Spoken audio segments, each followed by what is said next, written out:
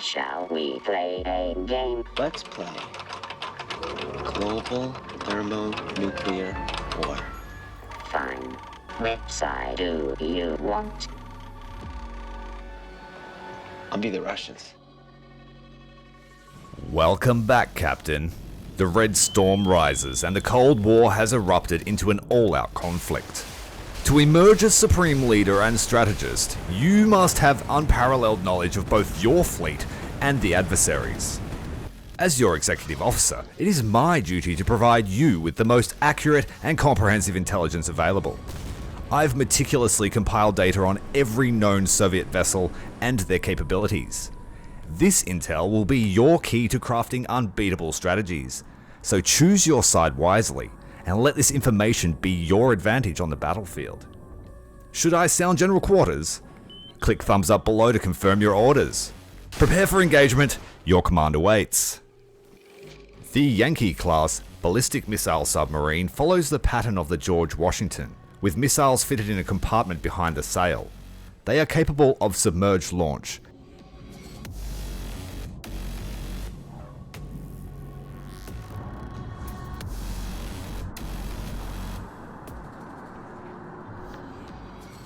The Victor III is a variant of the Project 671 with an integrated passive towed array and improved sound dampening. 650mm tubes could fire heavy torpedoes or anti-submarine warfare missiles.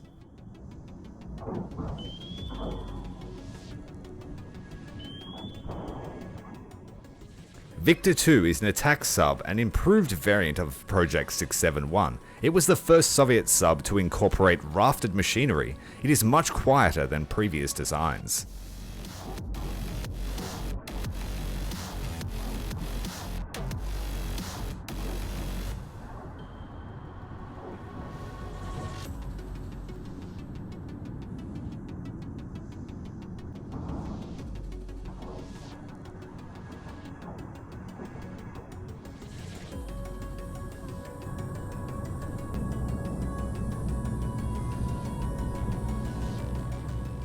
Victor I was seen as a major improvement over the November class. It was faster and had better sonar.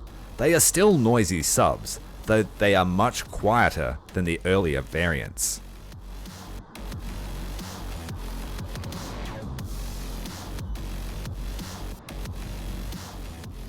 Tango is a large diesel-electric patrol sub. It combines the propulsion of Foxtrot with the sonar from Victor. Fitted with anechoic coating, they are quieter and less obvious to active sonar.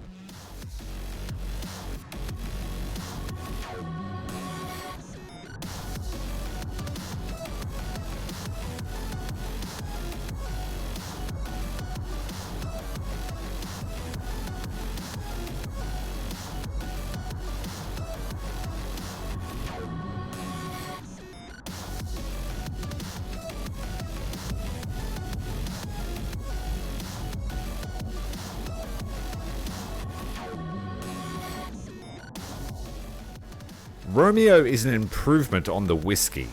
Fitted with improved sensors and weapons, it was a popular sub on the export market.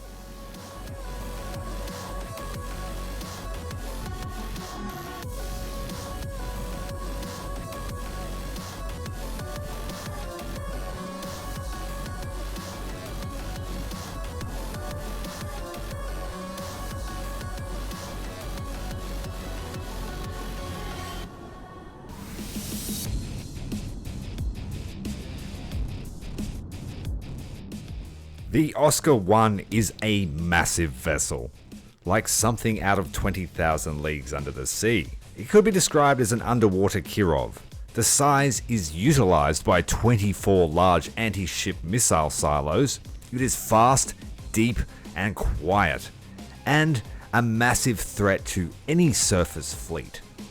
Let me show you its features.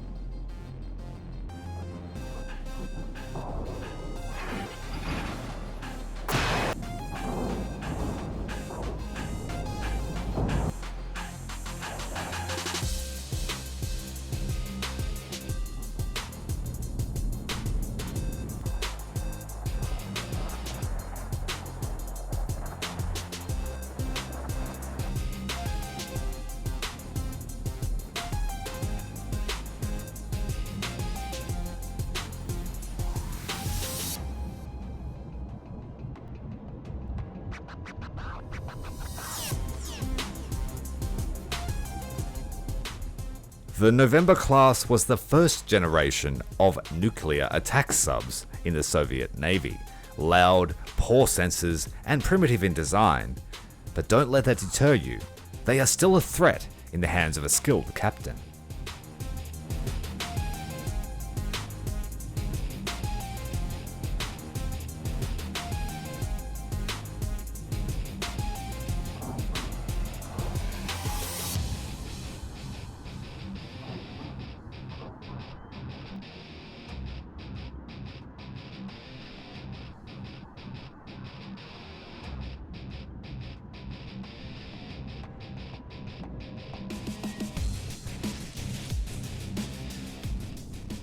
Kilo is a diesel-electric attack sub and the first Russian sub to have the albacore streamlined hull form, drastically increasing its submerged performance. It is quiet and fitted with sensors on par with NATO boats. It is very dangerous in the littoral zone.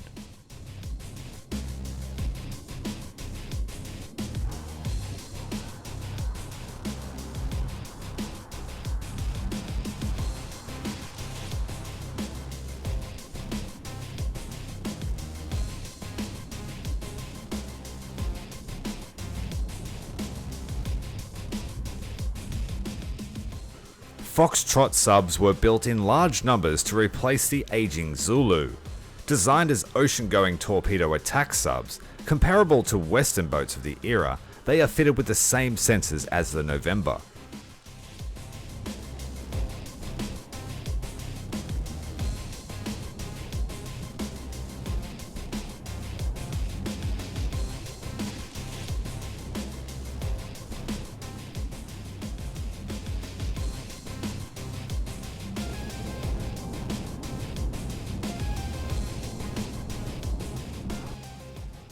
Echo 2 is a refinement of the clunky first-generation cruise missile subs. It must stay surfaced with its fire control radar deployed to provide mid-course updates. It is extremely noisy due to the placement of its missile tubes, but it packs a punch.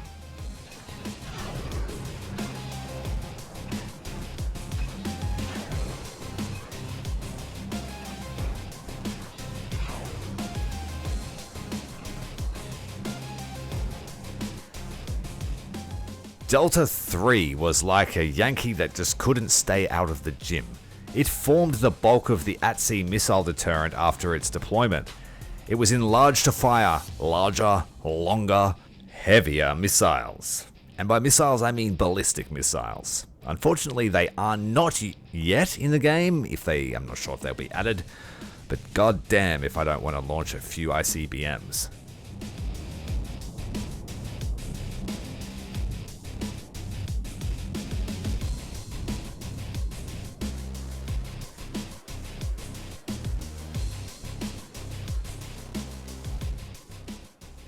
This is Charlie, a member of the second generation of cruise missile subs. It was capable of submerged launch and could fire the Starbright, which would travel through the water safely before deploying its boosters on the surface. They are deadly compared to the Echo class.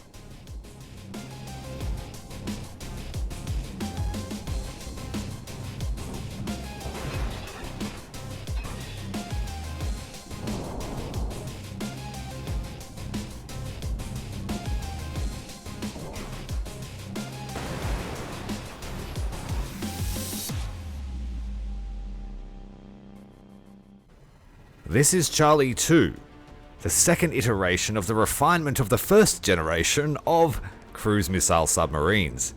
In simple terms, it was a stretched Charlie that was capable of firing the Siren missile, further improvements to lower noise emissions over the standard Charlie.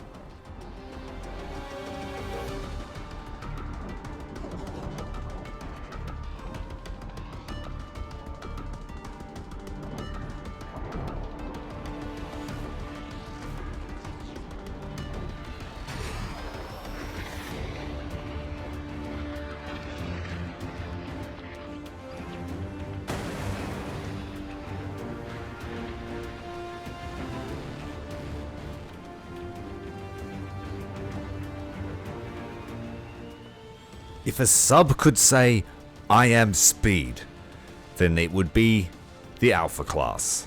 The fastest production sub ever made, featuring heavy automation and fitted with an advanced liquid metal reactor.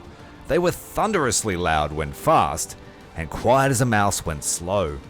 I don't think there is a large surface ship able to outrun an Alpha. That's what makes them pretty scary.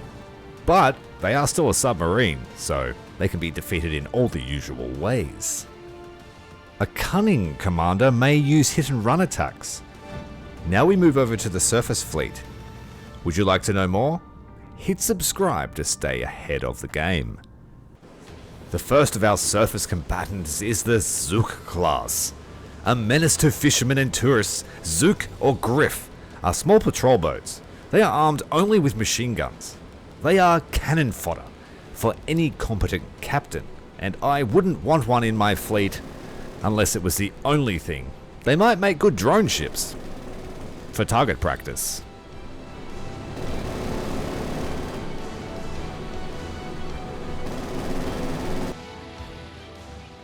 Udaloy confirms it. They make excellent target ships.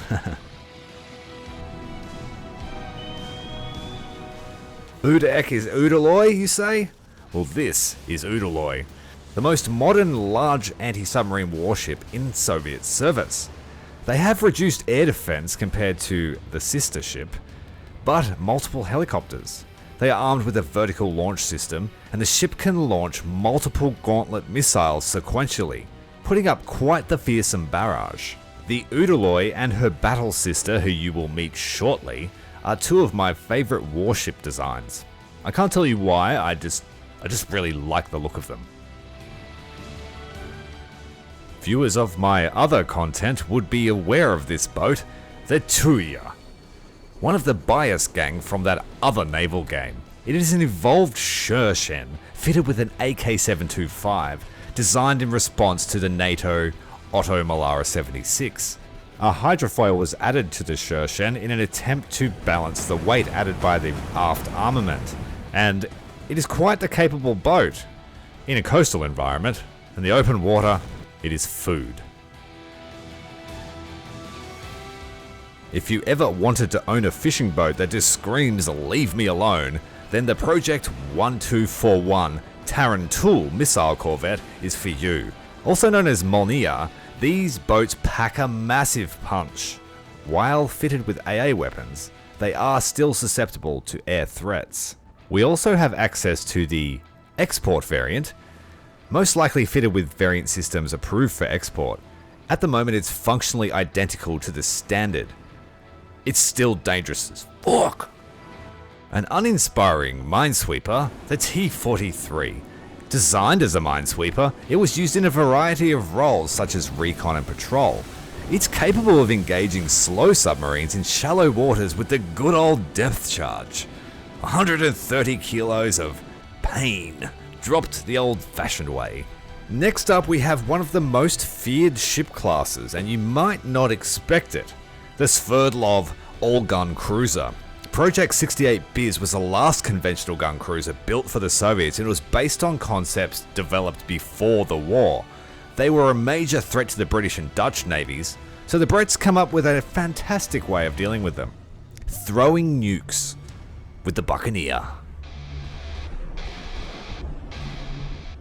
The patrol torpedo boat, the Stenka, Project 205, was a submarine warfare specialized version of the Osa, and built for the Soviet Navy and its allies. In an effort to confuse everyone, the Soviets called this boat the Tyrael. Now your ears may have pricked up when I said the word battle sister. Well, here she is, Project 956 Buzzard. Designed as the battle sister to Udaloy, she's optimized for surface action and can carry the Sunburn, leading it to have a fearsome anti-ship capability. Also, one of my favorite looking ship classes. Functional? Maybe.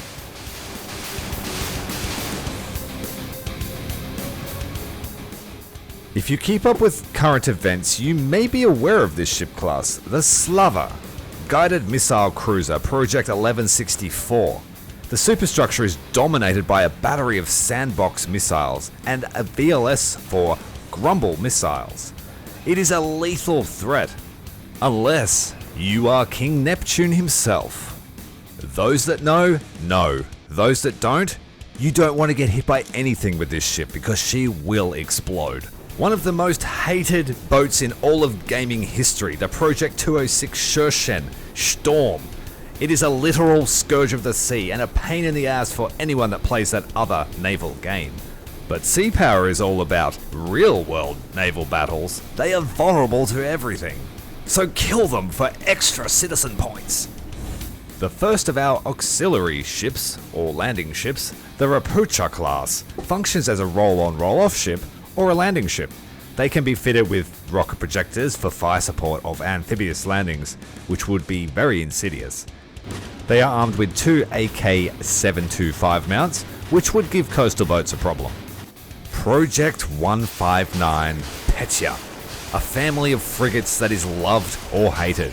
Built as anti-submarine warships, they excel in shallow waters, and their RBU mortar system can be used against surface targets.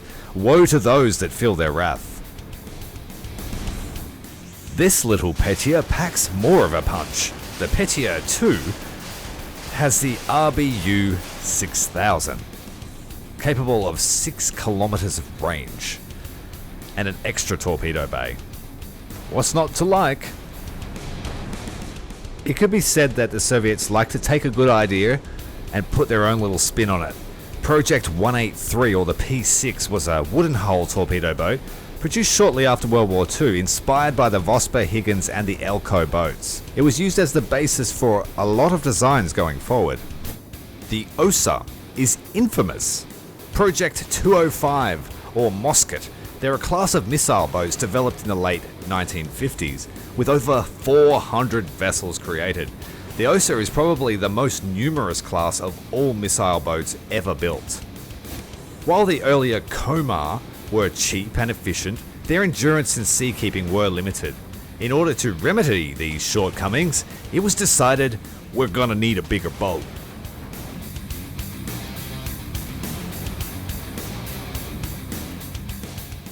The Nanuchka. I don't know about this one. I don't know if I like it or hate it, but it's got a lot of power. They were corvettes that were intended to provide anti-surface cover, and they were designed around the Siren missile. Unlike smaller missile boats, it has a competent self-defense armament of 57mm AK-725. My analytics tell me that this ship trends pretty high, so I've hidden it masterfully in the center of my video. Project 1123 Moskva, a helicopter cruiser. Intended for intensive anti-submarine operations, their role was to defend ballistic missile sub-bastions from attack subs. Poor seakeeping keeps them confined. For now. They will soon be unleashed upon the waters. In reality, they're largely confined to the Mediterranean. This is the V990, or the Libella torpedo boat. One of my favorite boats ever. I would love to own one. Help me own one. Check out the video about it. We are getting into the business end of the video. The heavy hitters are coming. The Project 58 Kinder missile cruiser, also referred to as the Grozny. Its main role was anti-surface warfare using the Shadok. The design was top-heavy and cramped, and soon replaced by the larger Cresta class. While they were functionally replaced, they did serve until the collapse of the Soviet Union.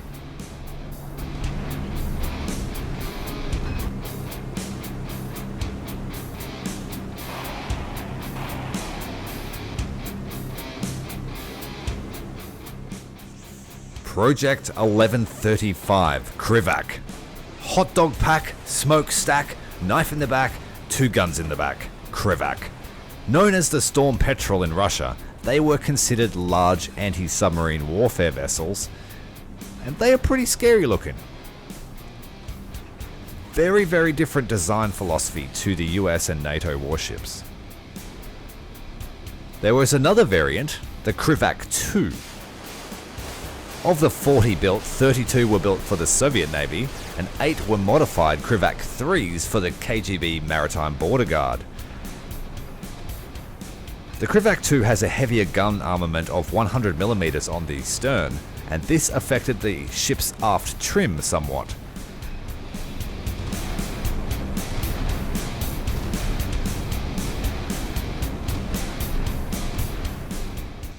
The previously spoken about replacement to the Kinder class was the Project 1134 Cresta missile cruiser. Designed for surface warfare role, priorities were changed mid-design to anti-submarine warfare. 4 of these ships were built in this configuration. They're fitted with a variety of weapons as is typical of Soviet technology, 57mm, torpedoes, missiles, RBUs, the whole lot. There was also the Cresta II, which was the anti-submarine variant, fitted with the Silex missile, which I only learned about myself properly the other day. Is a cruise missile that could carry a torpedo, that could drop a torpedo and still be a cruise missile, or something to that effect. Very interesting weapon, and I believe it's modeled after the Australian Ikara, which is a similar weapon. And as you can see there, the Cresta II blowing up to its own torpedoes, because bloopers are fun. Someone gave Project 183 a Firestone and it evolved into Komar, a crude yet effective evolution of the humble torpedo boat, bringing it into the new age. It is the first missile boat to ever sink a warship with an anti-ship missile. Gotta give it to the wooden boat. It has to be said. Kirov reporting. Project 1144 Kirov, battle cruiser. The largest, heaviest surface combatant in modern servers, second only to aircraft carriers in displacement. Of course, it's still half an Iowa. The ship has a huge battery of anti-ship missiles, as well as an impressive defense capability. You do not want to get caught flat-footed against the Kirov. One of the most impressive carrier designs in history, in my humble opinion, is now a luxury hotel for you and your family to stay at in China. How amazing is that? The Kiev-class heavy aircraft cruiser followed on the design of the Moskva helicopter cruiser intended for heavy anti-submarine work. They carry an impressive number of armaments. Unlike US carriers, they carry a heavy missile battery of cruise missiles because it just wouldn't be Soviet if it didn't have a cruise missile attached. And as I mentioned before, you can now stay there in China at a luxury hotel. We're on the home straight now, and I can promise you the last one's a cracker. Next we have the Kazbek class fleet oiler, a commercial tanker assigned to naval duties, capable of RAS, but only one ship at a time via the stern. The Kashin class, anti-air focused destroyer, Project 61. This class introduced a number of new technologies such as gas turbines, anti-submarine warfare helicopters, nuclear, biological, chemical protection was its biggest feature. A reminder that if this video makes you feel any kind of way, to leave me a comment or a like, because 30 hours of my time went into this. Project 1134B Kara, a destroyer based on the Cresta II but with gas turbines. Kara has a strong focus on anti-submarine warfare, but excellent area defense systems and a multitude of sensors. The Kanan class, Project 57A. The 8 ships of the Kanan class are refits of Project 57Biz. Initially designed for surface combat, they are much better as an anti-submarine warfare ship with an area defense SAM. The Ivan Rogov Project 1174 has both a bow ramp and a well deck, capable of carrying 2,500 tons of cargo. And we've already sunk one off the coast of Norway. Grisha 3, Project 1124, a frigate intended for coastal defense in the anti-submarine role. Due to their limited range, they are lightly armed for surface combat, but they are armed with the Gecko for self-defense, so they're no slouch against slow-moving air targets. The Boris Chilikan Willycan Project 1559V is capable of transfer of goods by the transverse method, making it much more effective. Okay, I've run out of chaff to show you. Now we have the cream of the crop, Project 1153, the Orel, an aircraft cruiser. It would have been about 72,000 tons of displacement with a nuclear power plant and up to 70 aircraft. Like other Soviet aircraft cruisers, it's designed with an offensive capability. 24 vertical launch anti-ship cruise missiles hidden underneath the main flight deck next to the catapults. This ship never made it anywhere besides the drawing board. This ship was added to Sea Power as an interesting what if, and it also leaves some options open for other, perhaps prototype ships to be added at some later stage. Whatever the case, this is a fun ship to use, a fun ship to just sit there and watch, and so it's got more of my time than all the other ships here. MiG-23, Co-45. While it won't be able to project as much raw air power as a US carrier, I do look forward to that matchup. Oh, and then we have the Tapir class, the Alligator, a traditional LST with roll-on, roll-off operations. These ships can beach themselves to deliver troops and stuff. They have a 57mm cannon, and that's it for this video. If you want to see one for NATO and the independent forces, you have to let me know. Commander Tyrael, out.